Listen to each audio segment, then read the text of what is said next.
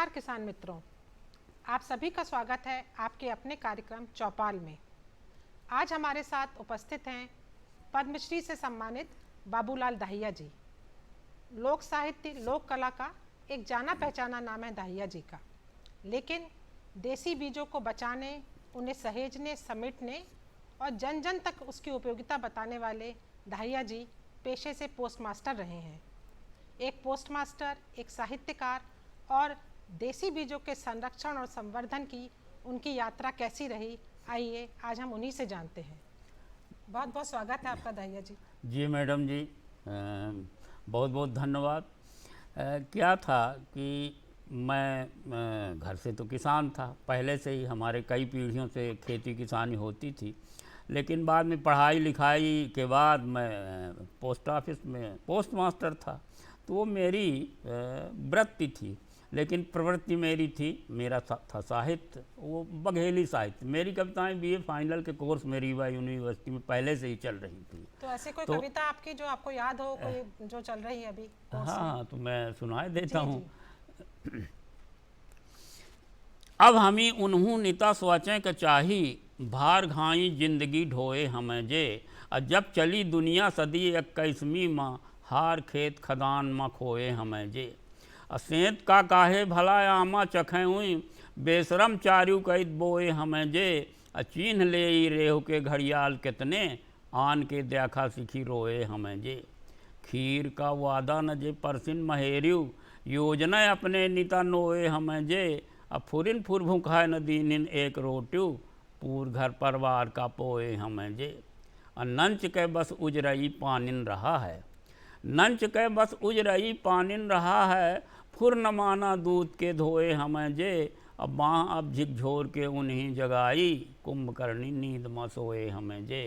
कुंभकर्णी नींद में सोए हमें जे। जी, बहुत बढ़िया। तो इस तरह से कविता हमार रही। और फिर क्या हुआ कि ये तो हमारी वो हमारा प्रोफेशन हुआ, वृत्ति हुई पोस्ट मास्टरी का, ये हमारी प्रवृत्ति हुई साहित्य की। तो जनजाति संग्रहालय बोली विकास अकादमी ने हमको कहा कि दाहिया जी ऐसा करिए कि चूँकि आप बघेली साहित्य में काम करते हैं, तो हमारे लिए आप मुहावरे, लोकोक्तियाँ, कहावतें, लोकगीत, लोक कथाओं वाला आप संकलन का काम करिए, क्योंकि ये समाप्त हो रही। हमने भी महसूस किया कि हमारा लोक साहित्य समाप्त हो रहा, तो उनको संकलित करके रखना जरूरी है। तो हम करने लगे। अब जैसे हमारे मध्य प्रदेश में 4 बोलियाँ, बघेली, बुंदेली, मालवी, निमाड़ी, लेकिन जो हमारा 4 जिले का क्षेत्र है, रीवा, सतना, सीधी, शहडोल, अब तो 7 जिले हो गए, और कटनी और आधा बांदा भी आता है। तो यहाँ का क्षेत्र जो है तो बघेली वाला क्षेत्र है। तो यहाँ हम करने लगे काम। तो हमने महसूस किया कि अधिकांश कहावतें, लोकगीत, लोक कथाएँ आदि ये परंपरागत अनाजों पर है। जैसे मान लीजिए कहावत है, करगी नामक धान होती, उसका आवरण काला होता है और उसके बाल में सैंकुर होते हैं, कांटे होते हैं। तो किसान जितने ये मुहावरे, लोकोक्तियाँ बनी हैं, कहावतें बनी हैं, किसानों के अनुभव जनित ज्ञान से बनी हैं। अब जैसे किसान ने करगी धान बोया होगा जिसमें बाल में सैंकुर होते हैं, कांटे होते हैं। नेवारी भी बोया होगा जिसमें नहीं होते कांटे। अब सुअर आया तो 1-2 मुँह पहले करगी में मारा होगा, जब मुँह में कांटे गड़े तो नेवारी तरफ चला गया, उसको पूरा खा लिया। तो जो अनुभव जनित ज्ञान था किसान का, वो कहावत में ढल गया कि धान बोवे करगी, सुअर खाए न समधी। अर्थात तू करगी धान बोइए, न तो सुअर खाएगा न समधी। सुअर इसलिए नहीं खाएगा कि बाल में कांटे हैं, चुभ जाएंगे मुँह में, और समधी को इसलिए नहीं खिलाएंगे कि लाल चावल है, समधी को तो विष्णु भोग खिलाएंगे। तो इस तरह से और ऐसे बहुत सारी कहावतें। एक सिकिया धान होती है, वो खाने में थोड़ा अच्छी सफ़ेद चावल होता है, तो उस पर एक अंतर कथा है। कहावत है कि धान बोवे सिकिया, महतारी पावे न बिटिया। अर्थात सिकिया धान बोइए, न तो माँ को खाने को मिलेगा न उसकी बेटी को। अब इसकी अंतर कथा क्या है कि बर पक्ष के लोग कन्या को देखने के लिए आए, और माँ बेटी ने बढ़िया कूट छर के सिकिया धान का चावल पकाया। अब रिश्तेदारों को इतना अच्छा लगा, इतना भागा कि पूरा पूरा खा लिए, माँ बेटी को बचा नहीं। तो कहावत बन गई, धान बोवे सिकिया, महतारी पावे न बिटिया। अब जैसे काकुन होती है, कुटकी होती है, कुटकी 1.5 माह में पकाती है। तो उसके लिए जो अनुभव जनित ज्ञान था किसान का, तो उसने वो कहावत में ढाल दिया कि 3 पाक 2 पानी, पकाई कुटुक रानी। या सामा भी जल्दी पकाता सबसे पहले, सामा जेठान कहावे सब अनाज से आगे आवे। तो हमने महसूस किया कि सामा का भी होना ज़रूरी है, कुटकी का भी होना ज़रूरी है और धानों का होना भी ज़रूरी है। नहीं तो आपके बता रहे हैं जिस तरह से कि अलग अलग तरह के नाम हैं धानों के, एक मैंने पढ़ा है कहीं कि लैला मजनू धान भी का नाम भी है। हाँ, इस तरह से ये नाम कैसे पड़े, किसने नाम वो क्या है कि उसमें 2 चावल होते हैं, जी। तो 2 चावल, एक धान में 2 चावल निकलते हैं, तो उसको लैला मजनू नाम दे दिया। वो उनके प्रेम का प्रतीक है कि एक आवरण के अंदर 2 दाने हैं। तो किसानों ने जितने नाम दिए हैं वो उनके गुण धर्मों के अध्ययन के बाद दिया। जैसे एक वो है, एक गलरी कहलाती है। अब गलरी क्या है, एक मैना पक्षी होता है, तो मैना पक्षी की तरह गलरी नाम की एक चिड़िया होती है। उसकी आँख में एक लाल रंग की एक डोर होती है, ऐसे चिन्ह किनारे बना रहता है। तो लीजिए उसका धान का नाम ही कर दिया गलरी, क्योंकि उसमें इस तरह से। रानी काजल, अब उसमें क्या है कि किनारे किनारे काजल जैसा लगा रहता है, अंदर सफ़ेद होती है। तो ये माने जितनी धानें हैं ये किसानों के ही नाम दिए हुए हैं, हमारे नाम रखे नहीं। हमारे पास 200 किस्में हैं, लेकिन वो सब किसानों के नाम हैं। जैसे गांजा कली है, अब गांजा तो प्रतिबंधित है, लेकिन जब नहीं था, अब उसमें लोगों को मालूम है कि उसका जो वो होता है तो बिल्कुल घसे हुए दाने उसके, तो जिस धान के दाने घसे हुए हैं वो गांजा कली हो गई। इस तरह सब तो नाम। गांजा कली जिस तरह से नाम है आप बता रहे हैं, तो कोई उसमें नशा भी रहता है क्या? नहीं, नशा नहीं रहता, सिर्फ वो जो सघन दाने हैं इसलिए उसका नाम रखा गया। और जैसे आप बता रहे हैं कि धान और गेहूं के आपने अब बीजों को संरक्षित करने का काम किया, देसी बीजों को, जी, तो कितने किस्म की धान हमारे यहाँ पहले थी और अभी क्या स्थिति है? देखिए 70 के दशक तक जब हरित क्रांति नहीं आई थी, उसके पहले तक हमारे देश में 1,10,000 धान की किस्में थी। अकेले डॉक्टर राधे लाल रिछारिया ने 22,800 किस्में, ये जो हमारा अविभाजित मध्य प्रदेश था, छत्तीसगढ़ में मिला हुआ था, तब उनने खोजा था। लेकिन आज स्थिति यह है कि पूर्व समूचे देश में 10,000 धान की किस्में नहीं हैं। मध्य प्रदेश में 22,800 थी, अब 800 भी नहीं है, तो 200 हमारे पास है, ऐसे कुछ किसानों के पास हैं। तो ये स्थिति है। तो इसमें ये नहीं कि धान चली गए, उनके साथ सारे गुणधर्म चले गए, क्योंकि वो हज़ारों साल से जो यहाँ की जलवायु में रची बसी थी, कम वर्षा में पक जाती थी, ओस में पक जाती थी, आगे पीछे की बोई साथ साथ पक जाती थी, उनमें नींदानाशक से लड़ने की, माने खरपतवार से लड़ने की क्षमता थी, कीटाणुओं इनके शाकाहारी कीटों से लड़ने की क्षमता थी, वो सब खत्म हो गई ना, उनके गुणधर्मों के साथ चला गया, तो बहुत बड़ा नुकसान हुआ। तो इन धानों को आप, इन बीजों को किस तरह से संग्रहित करते हैं? कोई आपने बैंक बना रखा है क्या इसका? हाँ जी हाँ, हम क्या करते हैं कि हमारे पास एक बैंक है, उसमें एयर टाइट डिब्बे रहते हैं, तो उन डिब्बों में बीज रख दिया जाता है। वैसे हम हर साल उगाते हैं छोटे छोटे भूखंडों में। अब पूरे देश के लोग हमारे यहाँ आते हैं लेने, जिनको ये रुचि है कि हमारे पास, जैसे मान लीजिए डिहुला एक धान है, उसका चावल तो लाल होता है लेकिन खाने में स्वादिष्ट होता है। तो अब कोई जैसे 50 साल पहले डिहुला उसके यहाँ होती थी, अब वो आता है और कहता है कि हमको डिहुला चाहिए। जब हम डिहुला देते हैं तो एक आनंद की अनुभूति उसके चेहरे में हमको दिखती। तो हम 2 एकड़ में अपना लगाते हैं पूरे ये धान की किस्में। ये हमारा एक शौक़ है। जैसे मान लीजिए किसी को डाक टिकट एकत्र करने का शौक़ होता है, किसी का सिक्के, तो हमारा ये शौक़ है, तो हम उनको उगाते हैं। और पूरे देश के लोगों को जो धान जिसको चाहिए, जब वो आता हमारे पास, फ्री में देते हैं थोड़ा थोड़ा बीज।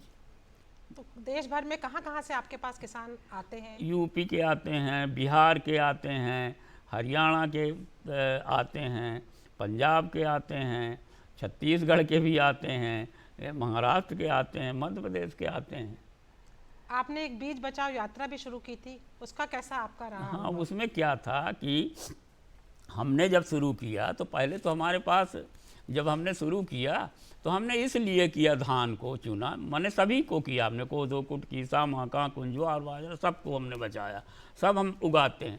लेकिन धान को इसलिए ज़्यादा महत्व दिया कि हम पहले हम नहीं जानते थे, ना डॉक्टर राधे लाल रिछारिया को जानते थे और ना ये जानते थे 1,10,000 किस्में भारत में हैं। हम तो ये देखा कि हम हमारे 2 गांव में खेती है, तो एक गांव से जब दूसरे गांव में जाते तो हमको रंग बिरंगी धान की बालियां दिखती, और हमने देखा कि जब ये हरित क्रांति आई तो पूरी पूरी पूरी पूरी समाप्त हो गई। तो हमने देखा जब कोदो कुटको की वगैरह सब लिया तो कोई 2 किस्म, 3 किस्म, 4 किस्म मिली, लेकिन हमने सोचा कि धान की बहुत किस्में, तो हम धान पर ज़्यादा ध्यान देने लगे। तो लोगों का कहीं जाते, जैसे मुहावरे लोगों की यहाँ कहावतें लोकगीत के लिए, तो उनसे मांग लेते कि अगर आपके पास परंपरागत धान हो तो दे दीजिए, तो देते, तो उनको रख लेते और उगाते। तो इस तरह से तो जब हमने यात्रा किया तब तक हमारे पास 110 किस्में हो गई थी। जब हमने 40 ज़िले की यात्रा किया तो जगह जगह हमको और 80-90 किस्में मिल गई, और बहुत गेहूँ मिले, 3 प्रकार के हमको अलसी मिली। जैसे लाल फूल की बहुत सुंदर अलसी होती है, वैसे नीली तो आम बात है, लेकिन हमको लाल मिली, सफ़ेद मिली, बहुत सारी परंपरागत चीज़ें मिली, बहुत सारी सब्जियां मिली। तो उनको सब हमने सहेजा और अपने बीज बैंक में रखते हैं। तो ये यात्रा हमको मध्य प्रदेश राज्य जैव विविधता बोर्ड ने करवाया था, हमारी रुचि के देख के। और उनने एक और अच्छा काम किया है कि बीज बैंक के लिए हमारे लिए उनने एयरटाइट डिब्बे वगैरह दे दिए, उसके रखने के लिए वो दे दिया स्टैंड, रैक वगैरह, तो हम वहाँ रखते हैं, उनको सहेजते हैं। तो आप जो ये बीज बैंक से किसानों को बीज देते हैं, तो क्या वापस आप उनसे लेते हैं जब उनका? हाँ, हम गांव के किसानों को जो देते हैं उनसे वापस लेते हैं, क्योंकि उनको ज़्यादा मात्रा में देते हैं। आसपास के गांव के 8-10 गाँव के लोगों को, जैसे उनको अगर 10 किलो दिए तो 12.5 किलो लिए। और लेकिन जो बाहर के लोग आते हैं उनको हम फ्री में देते हैं। और इसी तरह से आप बता रहे हैं जैसे गेहूं की कितनी किस्में थी? गेहूँ के हमारे पास 18 किस्में हैं। तो गेहूँ तो देखिए हमारे देश का अनाज नहीं है, वो तो ब्राज़ील से यहाँ आया, बहुत पहले 2000 के आसपास से आना शुरू हुआ, अब तक आता रहा। लेकिन उसमें अंतर है कि कुछ तो नैसर्गिक है, जो नैसर्गिक होता है उसका तना बड़ा होता है, और ये जो बौनी किस्म का है इसका तना छोटा होता है। तो जो नैसर्गिक है वो यहाँ की जलवायु में वो भी रच बस गया है। ये तो उसका तना बड़ा होता है तो वो कुछ पानी संचित कर लेता अपने तने में। आप देखिए जितना ये बौनी किस्म का आया है, इसको उगाया जाए खेत में, 4 सिंचाई की जाए, अंतिम सिंचाई ना की जाए तो तुचक के आधा रह जाएगा, बाज़ार में कोई इसका मूल्य न मिलेगा। लेकिन जो परंपरागत है, नैसर्गिक गेहूँ है, तो उसमें ये विशेषता कि एक सिंचाई हो जाए, बिल्कुल ना हो, तो जो भी वो पकेगा ठोस और चिलकदार पकेगा। ये दो, क्योंकि वो कुछ पानी अपने शरीर के अंदर रखता है, उसका तना बड़ा होता है। यही स्थिति धानों की हैं। जो हमारी परंपरागत धानें हैं वो अपने तने में कुछ पानी संचित कर रखती है, उनका तना करीब 4-5 फुट होता है। और जो ये बौनी किस्में आई, ये 1.5 फुट वाली, ये सीधे ज़मीन से लेती हैं। तो हमारा तो ये बहुत बड़ा नुकसान कर रही सोचा जाए तो, क्योंकि देखिए उत्तर भारत की नदियाँ हिमनद हैं, पानी बरसे न बरसे हिम पिघलेगा, नदियों में आ जाता, वहाँ का जल स्तर समान रखता है। लेकिन हमारी यहाँ की ये स्थिति नहीं है। हमारी जो नदियाँ हैं वो बनजाई, बनपुत्रियाँ हैं, बनजा हैं। तो बनजाइयों का अस्तित्व वन से है, वन रहेगा तो पानी रहेगा, पानी रहेगा तो वन रहेगा, दोनों एक दूसरे के पूरक हैं। इसलिए हमारे मध्य प्रदेश के लिए तो ऐसी किस्में कदापि उचित नहीं हैं। वहाँ उगाएं जहाँ पर्याप्त पानी। हमारे यहाँ ये पानी का अर्थ होता है कि अगर कोई 1 क्विंटल गेहूँ, बौनी किस्म का गेहूँ उगा के बाज़ार भेजता है तो 1 लाख लीटर पानी अपने गांव को बाहर भेज रहा है, जिसका परिणाम हमारे गांव के लोगों को भोगना पड़ता है पानी की कमी के कारण। इसलिए हमारे लिए ये जो परंपरागत किस्में हैं ये बहुत ज़रूरी। दूसरी बात ये कि जितनी ये किस्में निकाली गई, कोई वैज्ञानिक ने नहीं निकाला, इनको हमारे कृषक पूर्वजों ने निकाला। ये जंगल के उत्पाद है, जंगल से वो लाए, पशुओं को लाए, जितने पशुओं को भी निकाला सब हमारे कृषक पूर्वजों ने निकाला। अब जैसे जो पालतू पशु हैं उनकी एक परिभाषा है कि कोई पशु माने हमारा दिया हुआ भोजन करके अगर वो वंश परिवर्धन करने लगता है तो पालतू है, नहीं वो पालतू नहीं है। जैसे तोता है, मान लीजिए, उसको लोग पालतू कहते हैं ना, तोता पालतू नहीं है, वो हमारा कैदी है। जब तक माने पिंजड़े में बंद है, जहाँ हमने पिंजड़ा जहाँ खोला उड़ जाएगा, वो वंश परिवर्धन भी नहीं करेगा। दूसरी बात, गौरैया, देखिए आपके आंगन का दाना चुगती है लेकिन एक दूरी बना के रहती है, वो आपकी पालतू वो नहीं बनी, आपकी गुलामी नहीं स्वीकार किया उसने, लेकिन मुर्गी ने स्वीकार किया है। गाय बैलों ने स्वीकार किया है, बकरे बकरियों ने स्वीकार किया है, तो उनकी क्या दशा कि गायों को आज लोगों ने निकाल दिया, तब भी बेचारी आ जाती हैं। तो कहने का मतलब है कि जो भी किया हमारे पूर्वजों ने किया। हमको तो बड़ा तकलीफ़ है कि हमारी खेती लगभग 10,000 वर्षों से है, तो जो परिवर्तन 10,000 वर्षों में नहीं हुआ था वो 50 साल में हो गया। हमारी गायों को देखिए, हमारा एक गायों से मूक समझौता जैसा था कि गाय को हम घास खिलाते हैं, गाय हमको दूध खिलाती है, हमारी घास से गाय तंदुरुस्त होती है, उसके दूध से हम होते हैं। गाय ने बछड़ा जना, हमने उसको हल में चलाया, हल बैल खींचा, हम हल को चलाए। गाय बैलों ने गोबर किया, हमने खाद बनाया, गाड़ी में भरा, खेत तक ले गए। लेकिन जो उत्पादन हुआ तो चुनी चोकर भूसा चारा बैल का, गाय का, और दूध हमारा। लेकिन गाय बैल अगर बूढ़े हो जाएं तो हम उसी तरह अपने उनकी सेवा करें जैसे अपने माता पिता की करते हैं। ये हमारा मूक समझौता था। माने सबसे बड़ा गाय का दुश्मन कौन है, बैलों का दुश्मन कौन है? ट्रैक्टर है। एक ट्रैक्टर आया तो 20 बैल बेकार हो गए। तो ये क्या हो गया? आज देखिए खेतों में आग लगा देते हैं, नरवाई जलाते हैं, कितना नुकसान हो रहा। मेड़ों में जो पौधे हैं मर जाते हैं, मीलों लंबी आग लगती तो जितने जीव जंतु हैं सब खत्म हो जाते हैं। कितनी बड़ी क्या हो गया मनुष्य हो जाएगा। अनाज का क्या भविष्य देखते हैं आप? भविष्य देखते हैं, लेकिन पहले बाजार विकसित करना पड़ेगा ना। जब तक उनको भाव नहीं मिलेगा तो काहे को? सिर्फ सरकार के कहने से थोड़ी वो उगाएगा कि सरकार कहती तो उगा ले। उसके लिए अर्थशास्त्र के कसौटी में जब खरा उतरेगा तब ना वो उगाएगा। माने उसको इतना लाभ मिले, जैसे अगर माने अगर उपभोक्ता अपना जैविक किसान, अपना किसान बना ले, फैमिली किसान बना ले, तो उसको बढ़िया जैविक सब्जी मिलेगी, जैविक अनाज मिलेगा, तो उसको फैमिली डॉक्टर की फिर ज़रूरत कम पड़ेगी। तो वो फैमिली डॉक्टर तो बनाता है, दुनिया भर के रोग की दवाई करवाता है, लेकिन किसान को नहीं देना चाहता। तो कम से कम अपने 5% की बजाय अगर वो 15% देने लगे तो किसान को पड़ता पड़ जाएगा। जैसा कि आपने बताया कि कोदो कुटकी जैसा मोटा अनाज भी आप उगा रहे हैं, इसके अलावा आपने बताया था कि रागी जैसा अनाज भी आपके यहाँ हो रहा है, जबकि रागी तो एक दक्षिण भारत की। देखिए हम जो है हम बीजों को बचाने का काम करते हैं, तो हम सब उगाते हैं, हम उसको व्यापक पैमाने पर नहीं उगाते। हम तो सिर्फ बीज बचाने का काम करते हैं। व्यापक पैमाने पर धान अपने खाने के लिए उगाते हैं, जैविक गेहूँ खाने के लिए उगाते हैं।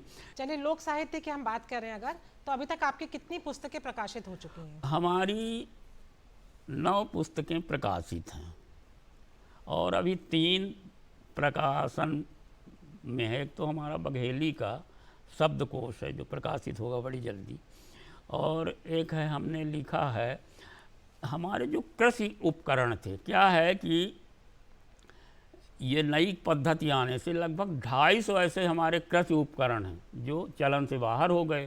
कृषि उपकरण बने जो किसान उपयोग करता था। बर्तन भी हैं उसमें, जैसे मान लीजिए हमको 50 प्रकार के उपकरण लोहार देता था, 50 प्रकार के बढ़ई देता था, 20 प्रकार के कुम्हार देता था, 30 प्रकार के 20 प्रकार के बसोर देता था, बांस के बर्तन, कुछ पत्थर के बर्तन होते थे, कुछ महिलाएं बना लेती थी, कुठला, प्योला, चूल्हा वगैरह, कुछ किसान खुद ही बना लेता था, रस्सी, गरमा, मोहरा, गड़ाइन। तो ये सब चलन से बाहर हो गए। एक हल गया तो वो 20 चीज़ों को लेके चला जाता ना, उसमें जो छोटे छोटे उपकरण। तो हम एक ऐसा म्यूजियम बनाने जा रहे हैं जिसमें ये 250 चीज़ें रखी जाएंगी। जैसे मान लीजिए हम किसी राजाओं के म्यूजियम देखने जाते हैं ना, तो उनके ढाल तलवार रखे हैं, उनका पूरा इतिहास रखा है। तो ये म्यूजियम कहाँ रहेगा आपका, कहाँ बनेगा? म्यूजियम तो हम अपने गांव में बनाएंगे, जहां हमारा बीज बैंक है उसी परिसर में बनाएंगे। तो उसकी भी हमारी एक किताब आ गई है। 250 चीज़ों को हमने चिन्हित किया, उस पर पूरा लिख दिया है, तो उसका पूरा साहित्य रहेगा। तो एक तो उसकी आ रही है, एक शब्दकोश आ रहा है, एक हमने बघेली व्यंजनों पर लगभग 250 ऐसे, हमारे 300 ऐसे बघेली व्यंजन हैं जिन पर हमने किताब लिखा हो, तो वो आ रही। हमने कोल जनजाति पर एक ठे शोध सर्वेक्षण किया है, आदिवासी लोक कला परिषद ने दिया था। हम वहाँ गए थे हम देखने, तो उन्होंने गोड़ों पर, भीलों पर, बैगाओं पर तो खूब काम किया, कोलों पर नहीं किया था। तो हमने कहा कि आपने कोलों पर नहीं किया, जबकि हमारे विंध्य प्रदेश में सबसे ज़्यादा कोल है। तो उन्हें हम ही को दे दिया कि आप करिए। तो हम 15-20 जिलों में घूम के किए, तो एक वो किताब आ रही। आपको पद्मश्री तो मिला ही है, साथ ही आपको अन्य पुरस्कार भी ढेर सारे मिले हैं, तो आप थोड़ा सा उसके बारे में विस्तार से बताएं। देखिए, अपन तो साहित्यकार थे, तो साहित्यकार तो ये तो पुरस्कार पद्मश्री तो हमको 2019 में मिला, और हमको तो 80 के दशक से ही पुरस्कार मिलने लगे थे, साहित्यिक पुरस्कार, सम्मान। और जब कृषि से जुड़ गए तो कृषि में मिले, जैव विविधता का पुरस्कार मिला। अब जैसे 3 लाख को हमको जैव विविधता बोर्ड ने पुरस्कार दिया, तो हमने क्या किया कि हम 5 तालाब हमारे यहाँ तलैया फूटी पड़ी थी, उनको हमने बंधवा दिए, वाटर सेट में बनी थी, फूट गई थी, और फिर और बच गया तो हमने एक जैव विविधता वाटिका तैयार कर दी, जिसमें 200-250 ऐसे पौधे लगे, दुर्लभ प्रजाति के पौधे लगे। बगीचा हमने नहीं लगाया आम जामुन का, महुआ, हमने प्रजातियां लगाया, दुर्लभ पौधे जैसे दहिमन है, खमेर, ऐसे तमाम जंगली पौधे जो विलुप्त जड़ी बूटियाँ सब, तो इस तरह उसमें लगाया। तो ये सब पूरा कृषि वसंत सम्मान मिला था हमको, वहाँ की महाराष्ट्र की सरकार ने दिया था। तो इस तरह कोरोना काल में भी आपने बहुत लंबा काम किया है, बहुत लोगों की मदद की है, तो वो प्रोग्राम के बारे में बताएं हमें कुछ। कोरोना काल में क्या है कि हम 2 तरह के काम किए हैं। एक तो जो हमारे कृषि मजदूर बाहर से आए थे, गांव वाले, तो उनको हमने पेड़ पौधे लगाने में लगाया, उनको पुरस्कृत किया, सम्मानित किया। वन विभाग से मिल के उनको कहा कि भैया आप इनको पेड़ लगाने दीजिए, पेड़ इनके रह आएँ, जंगल आपका हरा भरा होगा। तो इस तरह से हमने किया, और फिर उनको सम्मानित करवाया, उन्हीं अधिकारियों से सम्मानित करवाया। दूसरा ये काम हमने किया था कि जो मजदूर आते थे उस समय भूखे प्यासे, हम ये घोषणा कर दिया था, अपना फ़ोन नंबर दे दिया था व्हाट्सएप में, फेसबुक वगैरह में, कि अगर कोई भूखा ना सोए हमारे क्षेत्र का, अगर किसी को भोजन कमी तो हमारे यहाँ से ले जाए। तो हमारे गांव में बसते, आसपास बसते, तो हम उनके भोजन की व्यवस्था करते। तो हम क्या करते थे कि हम 50-60 किलो का सत्तू बनवाया था, और गुड़ काफ़ी कूट के बढ़िया रखते थे कि उनको तुरंत राहत मिल जाए। तो सत्तू ऐसा कि तुरंत घोर के खा लें।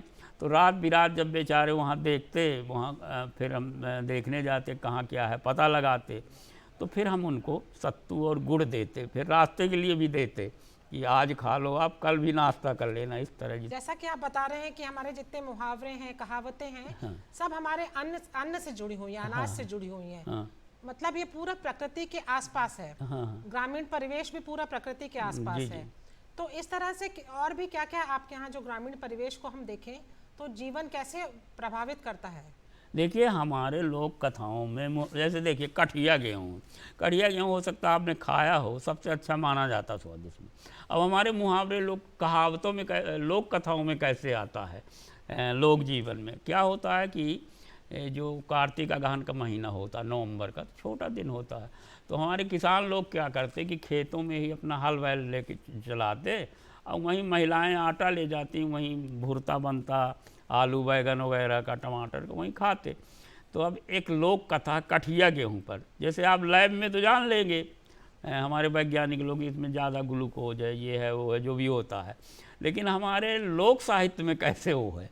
तो क्या हुआ कि एक महिला ने आटा माड़ा, पिंडी बनाया, और उसका देवर और पति खाने के लिए तब तक आ गया, बैठ गया कि हो गया ताज़ी ताज़ी रोटी बने हम खाएं। तब तक वो पानी घट गया, तो ऐसे लेने चली गई, तो कौवा आया, तो जो पिंडी रखी थी तो ऐसे नोच के चला गया। अब उसको बड़ा गुस्सा आया उस महिला को, उसने कहा कि गाली देते हुए कि दहिजार कहे बघेली में, न तो वह मोरे मैके का गेहूँ का आटा नहीं खाते ले जाते, अर्थात न तो हुआ मेरे मायके का आटा नहीं तू क्या ले जाता। तो अब देवर को हंसी आ गई, उसने कहा भाभी जब देखे तब तुम मायके की प्रशंसा करती रहती हो, क्या तुम्हारे मायके में कोई दूसरा गेहूँ है कि वो न ले जाता। अब वहीं उसकी माँ बैठी हुई थी, देवर की माने बहू की सास, तो उसने कहा कि बेटा बहू ठीक कह रही, तू नहीं जानता, उसके मायके में कठिया गेहूँ होता है, तो कठिया गेहूँ लोचदार होता है, अगर उसकी माने कौवा उठाता तो ये तो पूरी पिंडी ले जाता, या बिल्कुल ना ले जाता, नोच के ना ले जाता।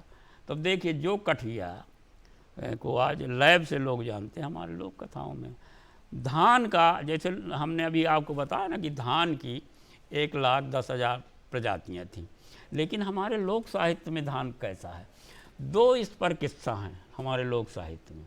क्योंकि मैं उस पर काम किया हूँ। एक है कि एक किसान ने एक एक दाने एकत्र करके, और एक कुराई कहलाती लकड़ी का एक मापक होता जिसमें नापा जाता, 4 सेर का होता था वो, तो एक एक दाने वो रखने लगा। जैसे मान लीजिए कुराई है, इसमें वो रखने लगा, रखते रखते पूरी कुराई भर गई अलग अलग धानों की प्रजातियों की। अब एक दाना बार बार लुढ़क जाता था, तो वो रखता लुढ़क जाता, उसमें ना आता। तो हमारे बघेली में लुढ़कना को कहा जाता ढनगाना, तो लीजिए उसका नाम रख दिया ढनगानी। तो हमारे पास ढनगानी धान भी है। बघेली लोक साहित्य की स्थिति क्या देखते हैं आप आज के परिवेश में? देखिए, बघेली लोक साहित्य, हर क्षेत्र का लोक साहित्य, हमारा बघेली लोक साहित्य जैसे 4 बोलियाँ, तो 4 बोलियों में लिखित साहित्य ज़्यादा है, लेकिन मौखिक साहित्य में हमारी बघेली किसी से ज़रा भी कम नहीं है। अब जैसे लोकगीत, तो हर जगह 3 तरह के लोकगीत होते, 4 तरह के। एक तो हुआ संस्कार गीत, दूसरा हुआ पर्व गीत, तीसरा हुआ जातीय गीत, कुछ और अलग तरह के होते हैं। लेकिन एक बात और है कि जिस तरह से देसी बीज विलुप्त हो चुके हैं, हाँ। वैसे कहीं ना कहीं बोलियां भी विलुप्त हो रही हैं, धीरे धीरे कम हो रही हैं। जी हाँ, तो बोलियाँ तो देखिए, जब गांव का हमारा जब सब चीज़ें ख़त्म होंगी तो बोलियाँ होंगी। जैसे मान लीजिए, बोली क्या है, कोई शहर का आदमी अगर गेहूं चावल खरीदने जाता तो कितने शब्दों का प्रयोग करता, 10 शब्दों पे उसका काम चल जाता है।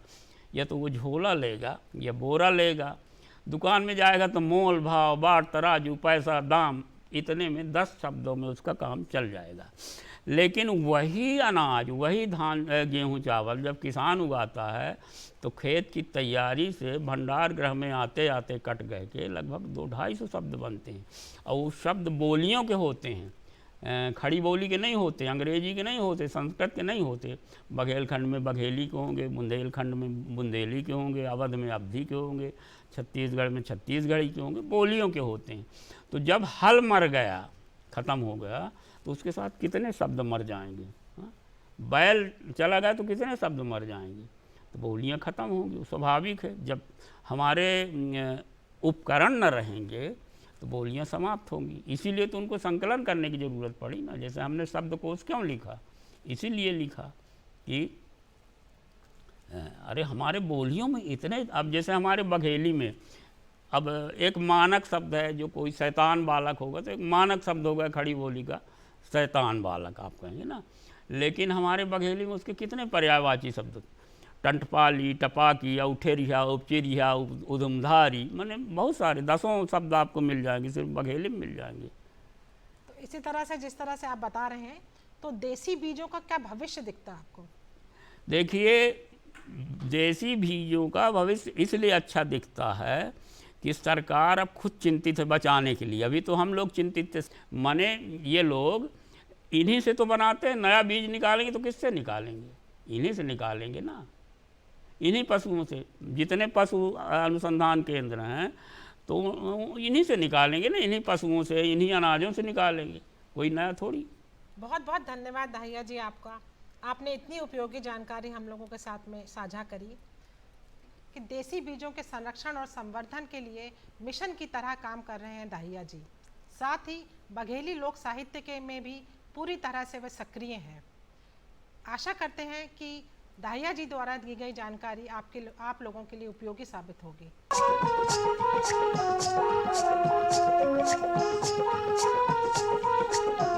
किसान भाइयों नमस्कार, मैं डॉक्टर R.K. जायसवाल, प्रमुख वैज्ञानिक, फल अनुसंधान केंद्र ईटखेड़ी भोपाल से आप लोगों से बातचीत कर रहा हूं। किसान भाइयों, जैसा कि हम जहां खड़े हैं ये फल अनुसंधान केंद्र है, और इस फल अनुसंधान केंद्र में पिछले 58 वर्ष से विभिन्न प्रकार के फलों पे हम लोग यहाँ पे अनुसंधान कार्य कर रहे हैं। किसान भाइयों, जैसा कि आप सभी जानते हैं कि अगर ईटखेड़ी का नाम आता है तो आमों के लिए ये जो है केंद्र जो है प्रसिद्ध है। इस केंद्र पर हम लोग देश के विभिन्न भागों से लगभग 45 से ज़्यादा किस्मों का यहाँ पर हम लोगों ने संग्रहण किया है। इसमें जो देश के विभिन्न, चाहे उत्तर भारत की हो, चाहे दक्षिण भारत की हो, पूर्वी राज्य की हो या पश्चिमी की राज्य की हो, यहाँ सभी प्रकार की किस्में हम लोग यहाँ पर एकत्रीकरण करके और यहाँ पर अनुसंधान कार्य सतत गति से कर रहे हैं। किसान भाइयों की जैसे आप जानते हैं कि आम को हम फलों का राजा कहते हैं और फलों के राजा के होने के कारण जो है पूरे देश में इसकी उत्पादन कम या अधिक मात्रा में हमारे किसान भाई लेते हैं। जैसे कि हम बात करें मध्य प्रदेश की, मध्य प्रदेश जो है आम उत्पादन के लिए बहुत अच्छा क्षेत्र माना जाता है, क्योंकि यहाँ पर की जो जलवायु है और यहाँ पर का जो भूमि है ये हमारे आम के लिए बहुत ही उत्तम एवं आदर्श है। हमारे जो किसान भाई जो आम के बाग जो पुराने हमारे लगाए थे वो लगभग अब समाप्ति की ओर है, लेकिन हमारे कुछ नए किसान भाई जो हैं वो अब आम के नए बाग बनाना शुरू कर दिए हैं। किसान भाइयों, जैसा कि आम की जो रोपण तकनीकी है कि आम हम कैसे लगाएं, आम का लगाने का तरीका क्या होना चाहिए, तो हमारे जो अनुसंधान के जो परिणाम ये बताते हैं कि आम को हम जो है सबसे अच्छी जो भूमि होती है वो दोमट होती है, लेकिन जो किसान हमारे जो हैं हमारे जो चौथे या पांचवें प्रकार की जो ज़मीन होती है जिसमें कुछ नहीं होता है उसमें वो आम लगाते हैं या फलदार वृक्ष के लगाने की वो उसकी जगह को निश्चित करते हैं। तो मैं बताना चाहूँगा आप लोगों को कि ऐसे जगह पे भी आप आम लगा सकते हैं, लेकिन इसके लिए आपको भूमि की तैयारी सही तरीके से करनी होगी। जहाँ पर आपकी जो ज़मीन इस तरह के हैं जहाँ पर उबड़ खाबड़ हैं या जहाँ पर मिट्टी की परत कम है वहाँ पर भी हम आम लगा सकते हैं, लेकिन इसके लिए आपको जो है थोड़ा तरीका जो है पौध लगाने का वो थोड़ा सा परिवर्तन करना होगा। यहाँ पर मैं बताना चाहूँगा कि सबसे जो ज़्यादा कंजूसी हमारे किसान भाई करते हैं आम की गड्ढा तैयार करने के लिए। आम की जो गड्ढा का आकार जो है कम से कम 3 फीट की लंबाई, चौड़ाई और गहराई की होनी चाहिए और 3 फीट गहराई तक कम से कम इसमें मिट्टी होनी चाहिए। अगर मिट्टी नहीं है और कंकरीला जगह आ रहा है तो भी चिंता करने की कोई बात नहीं है, हम बाहर से मिट्टी लाकर और गोबर की खाद लाकर इस गड्ढे की भराई कर सकते हैं। तो किसान भाइयों, ये समय जो है अगर आप आम का बाग तैयार करना चाहते हैं तो सबसे आदर्श समय है। इस समय जो है आप गड्ढे की तैयारी कर लें और जो बताए अनुसार जो गड्ढे के आकार है इससे कम ना करें, क्योंकि इसमें जो है इसकी जो स्थापना हम जब करेंगे, पौध का रोपण करेंगे, तो अगर गड्ढा सही तरीके से रहा आएगा तो आपके इसमें जो है इसकी जड़ों को जगह मिलेगी और ये अच्छे फैलेंगे और इनकी वृद्धि अच्छी होगी। कई बार हम क्या करते हैं कि 2 गैंती देते हैं और पॉलीथीन की पैकेट को किसी तरह से पौधे को रोपण कर देते हैं, तो ऐसा मत करिए। अगर पौधा लगाना है, आपको अपना बाग बनाना है, तो आप सही तरीके से तैयारी करिए। दूसरी बात कि कई बार किसान बोलते हैं कि इसकी कितनी उचित दूरी होनी चाहिए। सामान्यतः जो हमारी अनुशंसा थी, पुरानी अनुशंसा थी, जिसमें हम 30 फीट बाई 30 फीट पे हम आम लगाते थे, लेकिन आजकल हमारे पास जो है बहुत से संकर जातें हमारे पास आ चुकी हैं, तो हम इसको जो है 15 फीट बाई 15 फीट दूरी पे हम लगा सकते हैं, कतार से कतार की दूरी और पौध से पौध की दूरी को। तो आप जो है अपने, इसका मतलब ये है कि जो कतार से कतार की दूरी या पौध से पौध की दूरी रखते हैं, इसमें हम ध्यान रखते हैं कि फैलाव जब पूर्ण वयस्क वृक्ष होगा तो उनका फैलाव कितनी होनी चाहिए। दूसरी बात है कि बहुत ज़्यादा सघन लगाने से अंधेरा हो जाता है, सूर्य का प्रकाश उससे अंदर पहुंच नहीं पाता है, आर्द्रता बढ़ जाती है, जिससे कई प्रकार के कीड़े एवं बीमारियों के लिए ये जगह बन जाता है। तो इसके रोकथाम के लिए इसकी उचित दूरी पे पौधों को लगाना बहुत आवश्यक है। तीसरी बात ये है कि किसान भाइयों, अब इसमें आम की जातियाँ या किस्म कौन कौन सी चयन करनी चाहिए। जहाँ तक हमारे मध्य प्रदेश का सवाल है और ख़ासकर हमारे भोपाल क्षेत्र का, यहाँ पर जो है आम की जो 7 किस्में हैं उसकी अनुशंसा हम लोग यहाँ पर करते हैं, जिसमें जो सबसे पहले जो आम की किस्म है वो है आपका दशहरी। और ये दशहरी जो है सभी की पसंद की रहती है और हमारे इस जलवायु में और मध्य प्रदेश की जलवायु में दशहरी का जो पौधा जो है वो वृक्ष बहुत अच्छे से बनता है और इसमें फलन भी बहुत अच्छे से आती है। और ये पहली प्राथमिकता होती है बाज़ार में, जब हमारा उपभोक्ता या आम प्रेमी जब आम खरीदने जाता है तो ये पहली पसंद उसकी दशहरी की होती है। ये बहुत अच्छा मिठास और खटास लिए होता है और यदि पूर्ण वयस्क वृक्ष है तो एक वृक्ष में कम से कम हम 1000 से 1500 तक फल अपना प्राप्त कर सकते हैं। दूसरी हमारी जो पसंद है आम की है वो जाती है आपकी लंगड़ा। और ये लंगड़ा जो आम की जो जाती है इसकी जो खुशबू होती है, खुशबू के साथ साथ इसका जो अम्ल और शर्करा का जो अनुपात है इतना अच्छा होता है कि ये अपनी पहली पसंद होती है। और यहाँ इस जलवायु में हम लंगड़ा भी लगा सकते हैं। लेकिन लंगड़ा आम की एक समस्या अपने आप है, वो है क्या इसमें फूल और फल झड़ने की समस्या ज़्यादा होती है। लेकिन फिर भी हमारे प्रदेश के लिए लंगड़ा जाति को हम अनुशंसा करते हैं। तीसरी जो जाति या किस्म है वो है आपका बॉम्बे ग्रीन। ये जल्दी तैयार होती है और इसके भी फल जो है बहुत खुशबूदार होते हैं, बहुत रसीले और मीठे होते हैं। इनके आकार भी 150 से 200 ग्राम होती है, जो कि लोगों की पहली पसंद होती है। तो इस किस्म को भी हम लगा सकते हैं।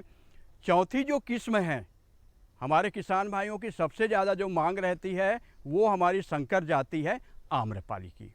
और आम्रपाली जो किस्म है ये आपकी लोगों की अब पसंद बनती जा रही है और लोग पहली मांग जो है आम्रपाली की करते हैं। इसका जो वृक्ष है ये थोड़ा सा छोटा होता है। इसकी अधिकतम ऊंचाई जो है 12 से 15 फीट के बीच में होती है और एक वृक्ष से लगभग इसमें जो है 800 से 1200 फल हम प्राप्त कर सकते हैं। और इसका फल का जो मिठास है बहुत अच्छा होता है। और सबसे अच्छी बात ये होती है कि ये थोड़ी सी देर से आती है। दूसरी जातियां जो हैं वो 15 जून से 30 जून के बीच में तैयार हो जाती है। लेकिन जो आम्रपाली है ये जून के आखिरी सप्ताह और जुलाई के प्रथम सप्ताह के बीच में तैयार होती है। पांचवी जो किस्म है ये भी संकर जाति है और लोगों की इसमें मांग बढ़ रही है, वो है आपकी मल्लिका। मल्लिका जैसा कि इसमें जो है फल का आकार जो है थोड़ा सा बड़ा होता है और इसमें जो शर्करा और जो अम्ल की जो मात्रा होती है, अम्ल की मात्रा थोड़ी सी इसमें ज़्यादा होती है और ये बहुत अच्छा खट्टा मीठा टेस्ट का होता है, जिससे अब लोगों की पसंद इसकी ओर बढ़ रही है और इस क्षेत्र के लिए हम इसका रोपण कर सकते हैं। छठवीं जो किस्म है हमारी जो भोपाल क्षेत्र के आसपास के लिए, और भोपाल की ही ये उत्पत्ति है इस आम की, भोपाल में ही ये सबसे ज़्यादा लोगों की पसंद है, वो है आपकी दहियर। और फल अनुसंधान केंद्र ईटखेड़ी पर हम लोगों ने इस वृक्ष को और इस किस्म को संरक्षित करके रखा है और ये भोपाल के गौरव में भी इसको शामिल किया गया है। तो ये जो आपकी दहियर है ये किस्म जो है इतनी अच्छी है कि इसमें जो खुशबू जो है इतनी अच्छी इसमें खुशबू होती है कि अगर आपने 10 अन्य प्रकार के किस्म के आम खाए हैं और अगर आपने एक दहियर खा लिया तो आपकी जो ढकार आएगी ना वो दहियर की आएगी। तो इतनी अच्छी इसमें शुगर और आपकी जो अम्ल का मात्रा है बहुत ही संतुलित है। इसके साथ साथ खुशबू है और यदि रस को आप निचोड़ के अगर हाथ में लेंगे तो वो दही के आकार का दिखता है। इसी कारण इसको जो है दहियर कहा जाता है। दहियर का हम लोगों ने यहाँ पे एक और ऑब्जर्वेशन लिया है कि हमने एक जीन मार्कर बनाया है उसके लिए कि दहियर का फल पहचानने के लिए उसमें आप दहियर की फल को देखोगे तो उसमें आप रेड कलर का एक धारी दिखता है और ये उसका जीन मार्कर है। और इसके अलावा जो है बहुत से और किस्में हम लोग ने यहाँ पे संरक्षित करके रखा है, जिसमें आपका राजापुरी है, चौसा है, इसके साथ ही साथ सीपिया है यहाँ पर हमारे पास में। इसके बाद कवास जी पटेल है हमारे पास जो है, जैसे कि आप यहाँ पे देख रहे हैं कि ये बेंगलोरा का जिसको तोतापरी का नाम से जाना जाता है, ये जो है जाति जो है ये हर साल फल आता है। इसमें ये रेगुलर ब्रीडिंग है। आप सभी जानते हैं कि आम के साथ एक समस्या है कि एक साल आम में फल अधिक आते हैं और एक साल कम आते हैं। लेकिन ये जो बेंगलोरा किस्म है और नीलम किस्म है, ये दो ऐसी किस्में हैं जिसमें हर साल फल आते हैं। तो यहाँ पर हमने दक्षिण भारतीय किस्मों को भी यहाँ पर संरक्षित करके रखा हुआ है, जिसमें आपका तोतापरी है, बेंगलोरा है। इसके साथ ही साथ हम लोग ने यहाँ पर हमारी जो पुरानी किस्म है उसको भी संरक्षित किया है, जिसको पिद्दा रस्म कहते हैं। इसके साथ साथ हम लोगों ने चिन्ना रस्म को भी किया है, हाथी झूल को किया है। इसके बाद मैंगो ग्लास है। इसके बाद जो है आप देखेंगे कि यहाँ पर हमने देसी किस्मों को भी यहाँ पे चयनित किया है। कुछ हमने अभी छत्तीसगढ़ से भी कुछ जातियाँ यहाँ पर लेके आए हैं। इसमें जो है बारामासी भी हमारे पास में है, हमारे शिवरी नारायण की भी जाति है, हमारी जो है रायगढ़ की भी जातियाँ हम लोग ने यहाँ पर एकत्रीकरण कर रहे हैं और ये कार्य सतत गति से चल रहा है। तो किसान भाइयों, मैं यहाँ बताना चाहूँगा कि अगर आप आम की किस्म का चयन करना चाहते हैं तो 5 जो व्यापारिक किस्में हैं आप इसका ही चयन करें और इसका जो है आप बाग तैयार करें। अब इसके बाद जो है सबसे अच्छी बात यह है कि पौधे कहाँ से प्राप्त करें। कई बार हम लोग पौधे लेते हैं और कोई भी बाहर से बेचने वाला आ जाता है और उसकी कोई पहचान या उसकी कोई विशिष्टता नहीं रहती है। तो मैं आप लोगों को यहाँ बताना चाहूँगा कि जब भी आप पौधे लेने जाएं तो शासन द्वारा निर्धारित जो विश्वसनीय नर्सरी हैं आप वहीं से, पहली बात है कि अपने जो है पौधे आप वहाँ से लें, चाहे वो शासकीय हो चाहे अशासकीय हो। दूसरी बात ये है कि आपकी जो किस्म आप चाह रहे हैं वो किस्म की उपलब्धता के ऊपर भी आप जो है अपना चयन करें। अगर आप दशहरी लगाना चाह रहे हैं तो दशहरी ही लगाएं, लंगड़ा लगाना है तो लंगड़ा लगाएं। आप उसमें जो है किसी अन्य जातियों पे 1-2 पौधे लगा सकते हैं, उसमें कोई दिक्कत की बात नहीं है।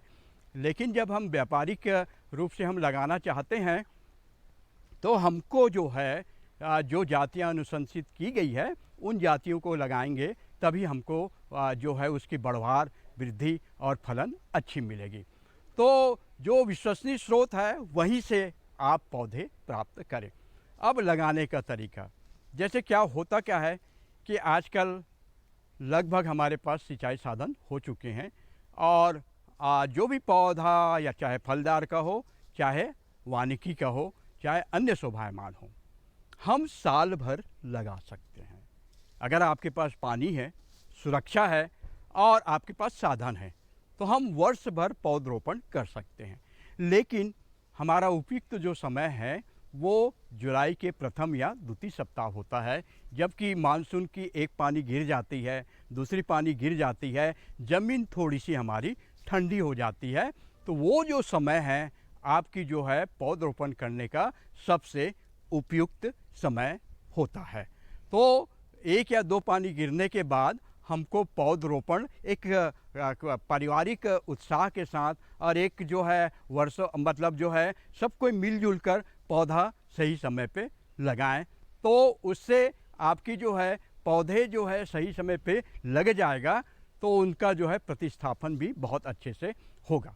किसान भाइयों, जैसा कि आम के लिए जो खाद एवं उर्वरक की हम बात करते हैं, कई बार क्या होता है कि हम जो है खाद एवं उर्वरक को भूल जाते हैं।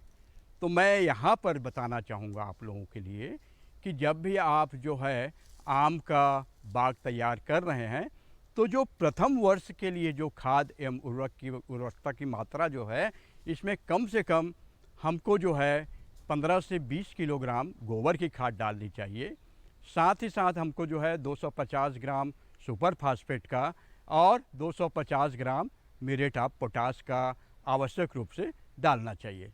कई बार दीमक की समस्या होती है तो हम उसके लिए नीम की खली या नीम की पत्ती का या नीम के निम्बोली का भी हम अपने जो गड्ढे तैयार किए हैं उसके अंदर डाल देते हैं, तो जिससे आने वाली जो हमारी जो दीमक की जो समस्या है उसको हम दूर कर सकते हैं। दूसरे वर्ष के लिए जो है इसमें कम से कम 20 से 25 किलोग्राम गोबर की खाद, 100 ग्राम आपका नत्रजन और 75 ग्राम जो है फास्फोरस और 150 ग्राम आप पोटाश का इसमें उपयोग कर सकते हैं। तीसरे साल के लिए जो है इसमें जो है जैसे जैसे वर्ष बढ़ते जाता है वैसे वैसे हमको खाद की मात्रा बढ़ानी चाहिए। तीसरे वर्ष में जो है 30 से 40 किलोग्राम हम गोबर की खाद डाल सकते हैं। नाइट्रोजन 150 से 200 ग्राम डाल सकते हैं।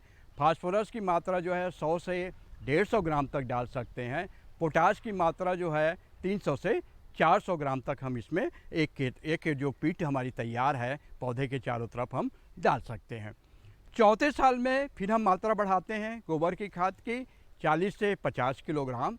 इसके साथ ही साथ नाइट्रोजन की मात्रा जो है वो 250 से 300 ग्राम और फास्फोरस की जो मात्रा है वो है जो है 150 से 200 ग्राम।